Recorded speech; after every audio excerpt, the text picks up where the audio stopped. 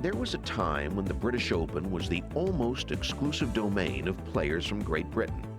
Harry Vardon, J.H. Taylor, James Braid, Henry Cotton. Nick Faldo is making a successful effort to reclaim the Open as British property.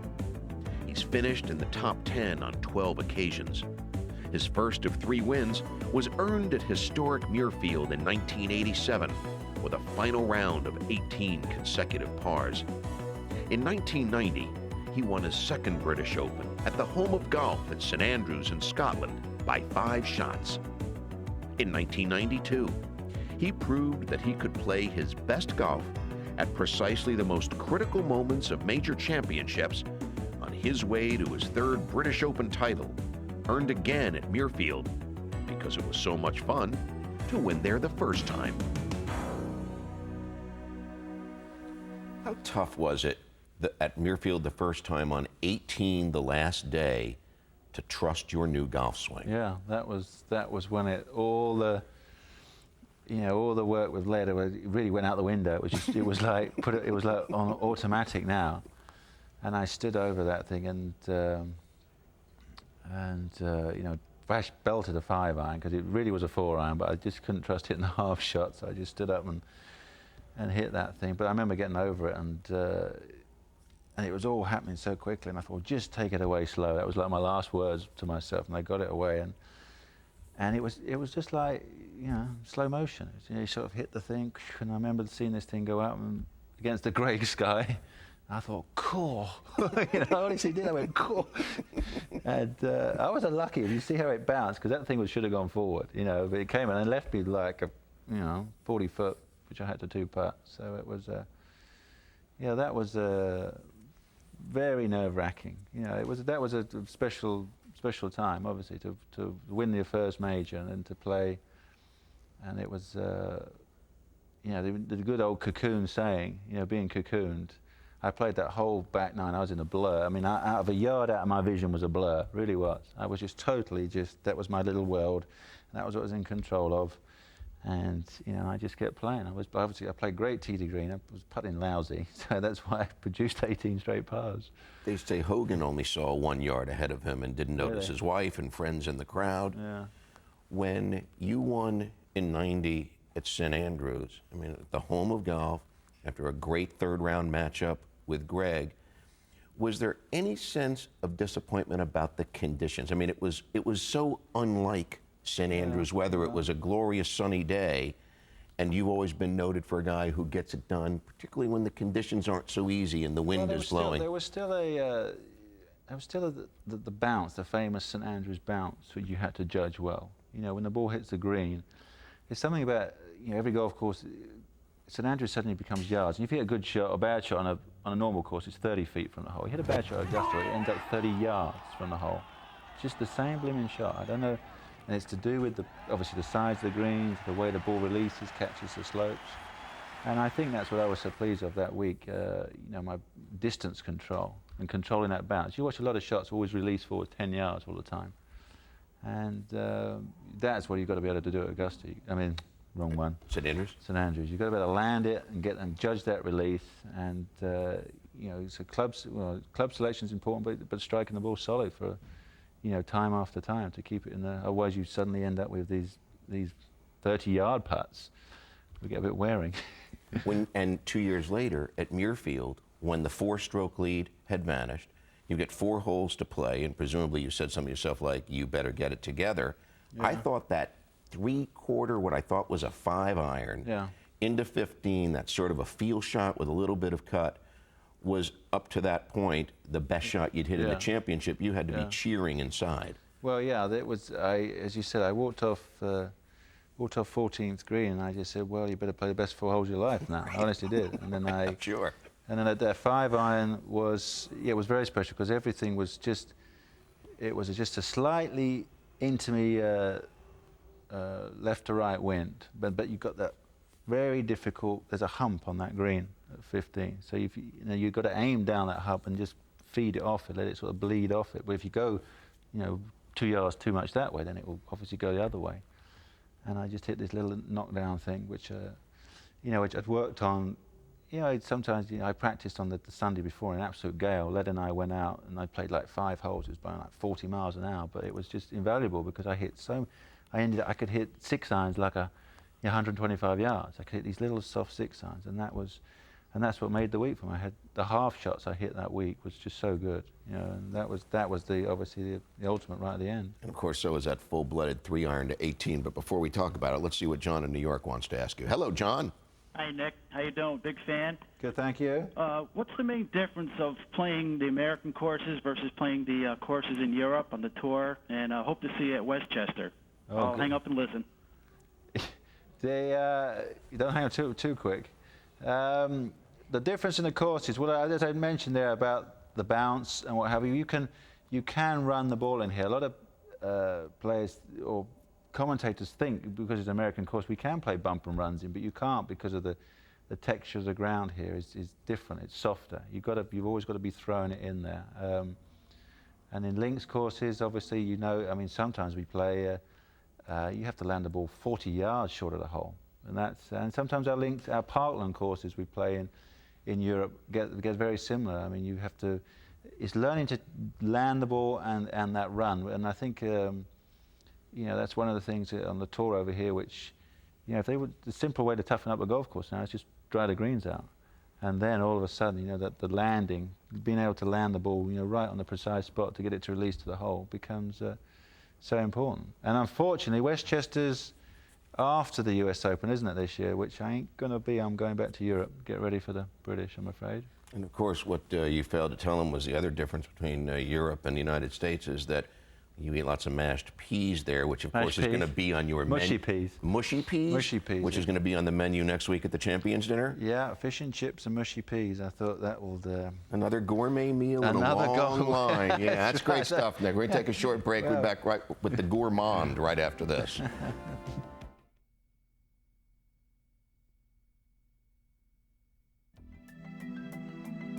When Bobby Jones achieved the Grand Slam in 1930 by winning the Amateur and Open Championships of Great Britain and America, he set the standard for every great player of every generation to come. Ben Hogan won the Masters, the US Open, and British Open in 1953.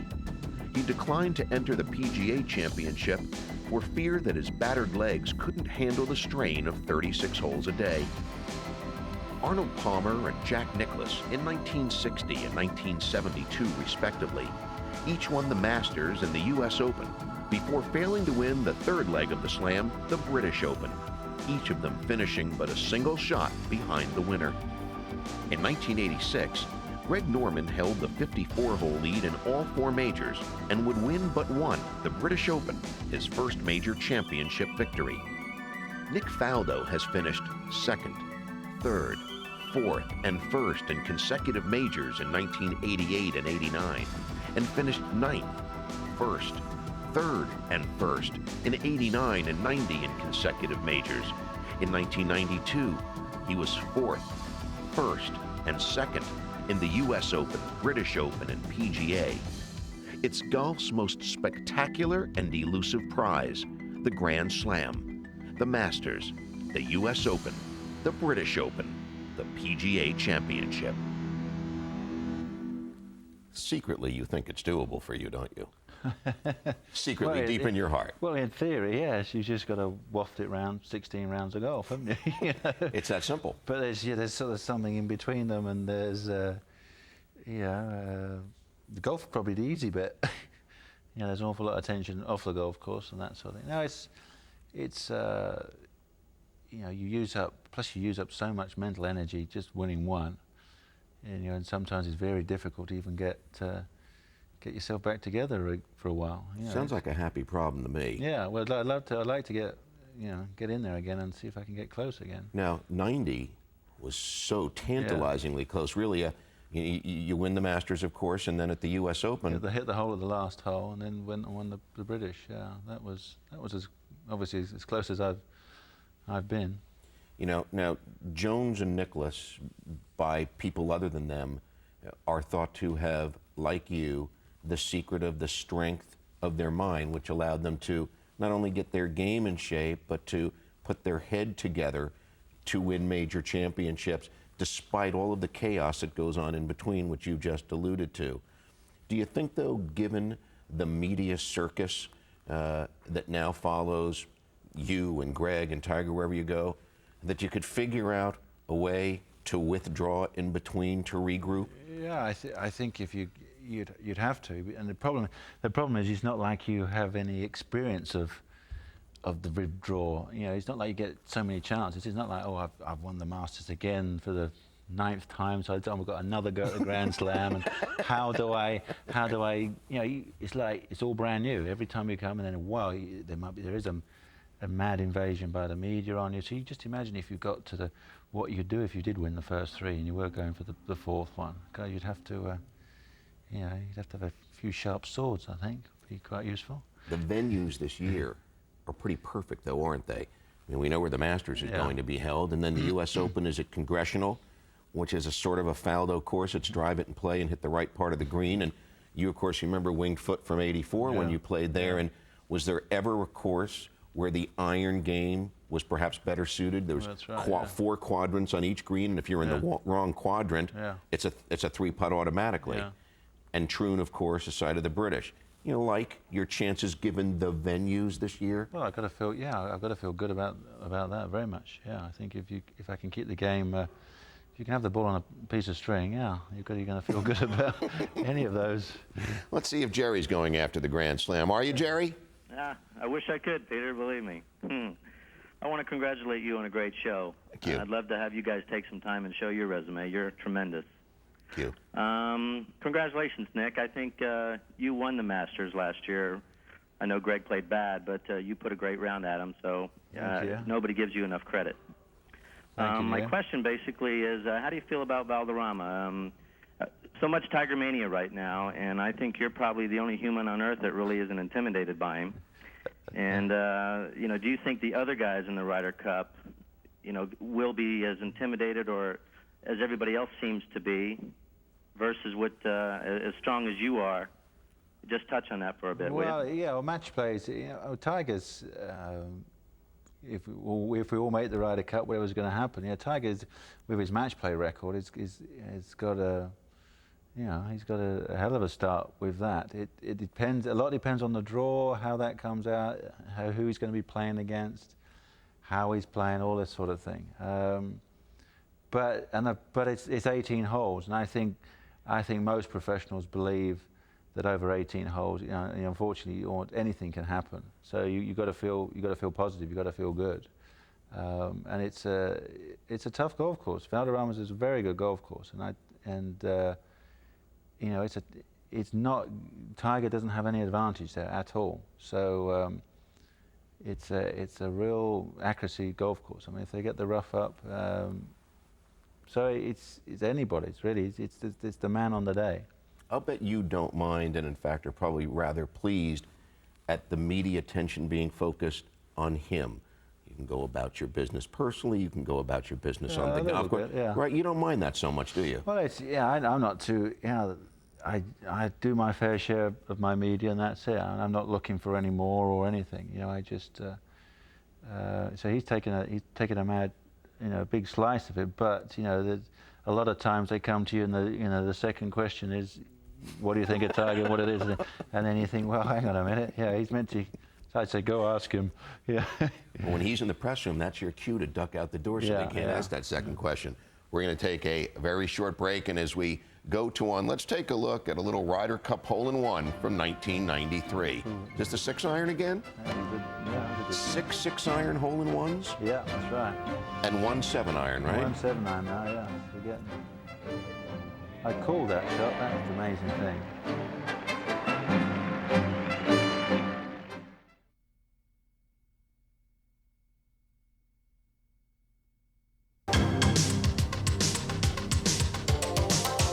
Every week on Golf Talk Live, you have the opportunity to email a question to our guest. The question for Nick Faldo tonight is, are you and Greg taking group lessons with Ledbetter? No. I'm hearing great things about the Faldo Golf Institute by Marriott. Please tell us all about it. From William Allen in Columbus, Ohio. Well, yes, we're excited about this. I've joined Marriott, and part of their golf program, we now have the Faldo Golf Institute, and we've started in here in Orlando, and we've built ourselves a wonderful. We've got the best range I've ever seen. We've got about a 30-acre range. We've got tees everywhere. We've got chipping.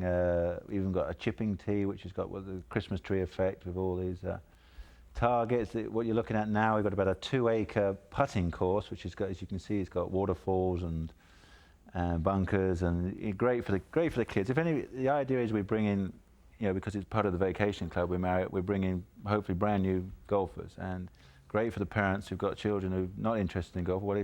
Just go down on a putting green. Parents say they're safe, and they can blast it around there for as much as to their heart's content. But if they get serious, we've got a wonderful range out there. We've got, as I said, 30 acres. We've got a little 9-hole golf course, which is all really for teaching and what have you. It starts off lovely and easy, and it sort of progressively gets harder as you go around. So for first go with them, we're all very excited about it, and hopefully we get the formula right. We've already got a site in Europe. We're going to do all the same again, and bigger and better, and then hopefully more in America. So it's very exciting times. Good luck with that. Yeah, thank you. Let's go ahead and talk to Eddie in Florida. Wants to ask you a question. Hello, Eddie.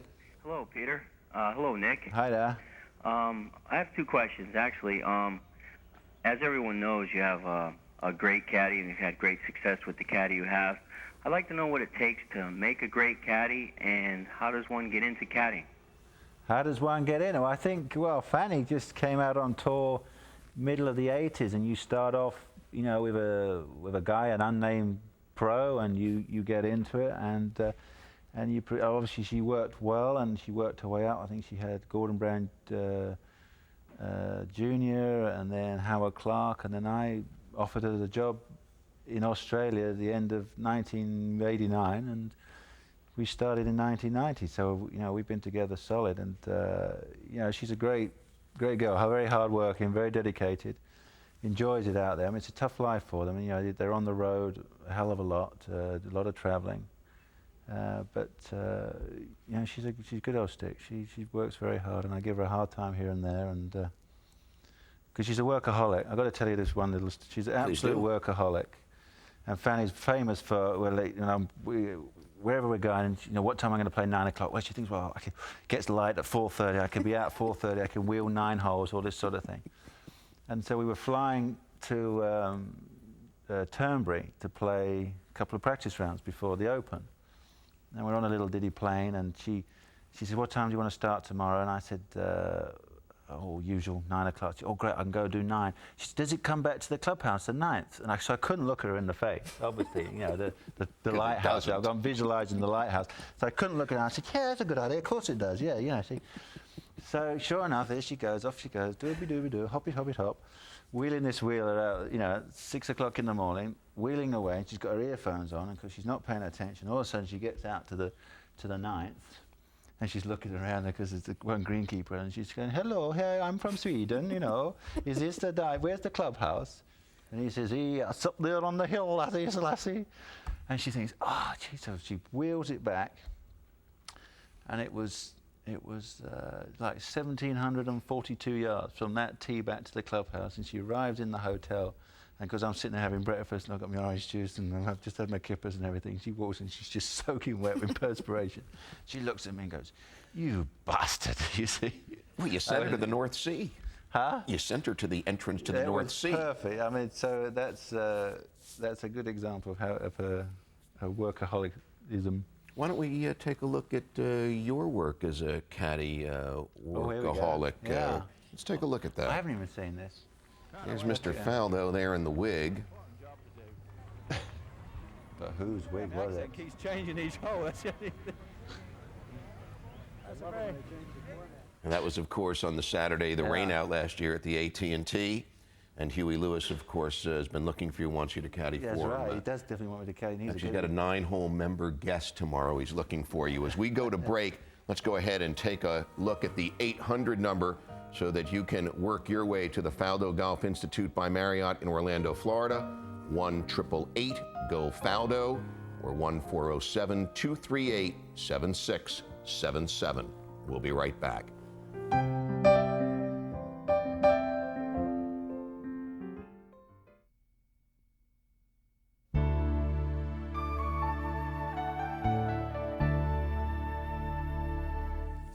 Tell me about meeting Ben Hogan. When was it, and what was the chat about? Well, it was gosh, it was amazing. I was on our way to a Genesis concert in London with my manager, John Simpson, and he said, I'm going to blow you away. He said, why? He said, well, if you'd like to go and have a chat with Ben Hogan, he'd like to have a chat with you. So I said, well, why are we going that way? The airport's that way, sort of thing. And we were able to organise it very quickly. I played in that Grand Slam in '92, and so we whizzed down straight after that to visit him. And, you know, to have an audience with some, a very mystique figure in golf was something special. And I guess I did get a sense of what, when people say when they meet me or other famous people, what it's like. I mean, I was up at 4 in the morning. I got 3 pages of notepads. I got it out, written all these questions, and I thought, and sat down in front of him and started reading off a few of them, and and it was a lot warmer and a lot softer than he was 20 years ago. They're saying, he obviously never granted an audience 20 years ago, and so, but it was fascinating, and I managed to get on with him, and I sat next to him at lunch, went to Shady Oaks, isn't it, and sat at his famous round table, sat next to him. We had lunch, and I went out and hit some balls at all his famous spots where he used to do his pitching from and all this sort of thing. Yeah. It was all put together by a chap called Jody Becker. I'm going to have to stop you because they're telling us our time is up. You're joking. Which means you'll have to come back and see us. Thanks for being here. You don't want to hear about Ben Hogan? Well, it keeps it a secret then, anyway, doesn't it?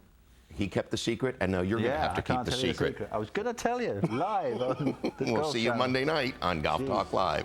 Good night, everybody.